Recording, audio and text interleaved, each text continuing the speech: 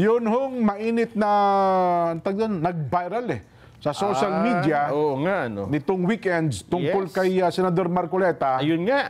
Aba, siguro hindi lang 100 ang nag-message sa akin para itanong kung totoo o hindi totoo. Nako, ang dami po talaga nagtatanong. Yun na nga. Maging si Senador Dante Marcoleta, tinatanong ako Oh.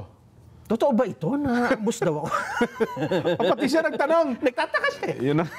Oo nga pero first, tayo naman kasi nasa ganitong professionals unang tingin mo pa lang halatang halatang Yes. peke, hindi naman totoo. Tama. No? Kasi pag pinitignan mo, ni walang detalye, wala lang, picture lang.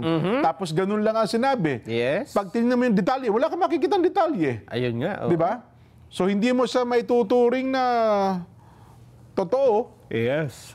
At hindi lalong ni maliit na balita, hindi mo masabing may bahid na katotohanan Wala pang ibang source siya lang no? Wala. Ano ba? Drin ba? Drick parang, TV, parang gano'n kinote lang siya ng iba't iba.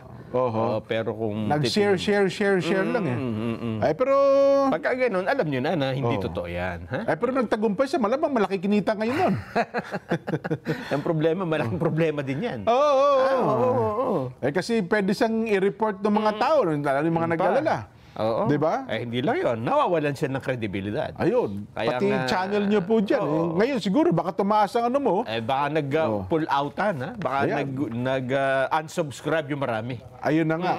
Pero tingnan ko yung parang wala din naman ganong subscriber Kaya pala. Yung channel. Ayun pala yung gusto niya. Oo nga, baka nagpapansin lang. Naku, delikado po yan. Huwag niyong gagayahin. Yung gagawa kayo ng maling balita, tapos lalo na kung may mga taong madadamay. Ayaw naman. Oo, kaya sabi ko, yan. paano yung mga supporters at mga tagahanga na Senador Marcoleta, yung mga naglala? So, hindi po yan totoo. Ha? Hindi po. Wala. Aba, Pwede ano ba nakalagay doon? Inambus daw? Muntik na. Muntik na raw inambush. Nako po. Nung maghapon mula umaga hanggang hapon magkasama kami ni Senador Marcoleta nung Sabado Baka naman na-ambush kayo habang magkasama kayo. Hindi, nag-interview sa kanila doon. Hindi naman ambush interview. Talagang Biyernes pa lang nakaplano ng sir, interview po kayo. So kahit ambush interview, wala pala. Walang nangyaring ambush interview. Pagkatapos ng aming aktibidad, naghiwa-hiwalay kami. Sabi niya, may kausap lang siya dito sa tapat ng himpilan.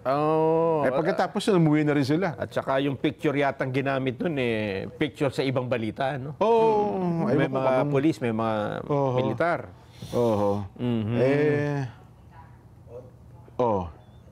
Iba pa ata yan, Yan puro fake news Ayan. Yung last Ibig sabihin ito nilabas na nung page ni Senador Marcoleta.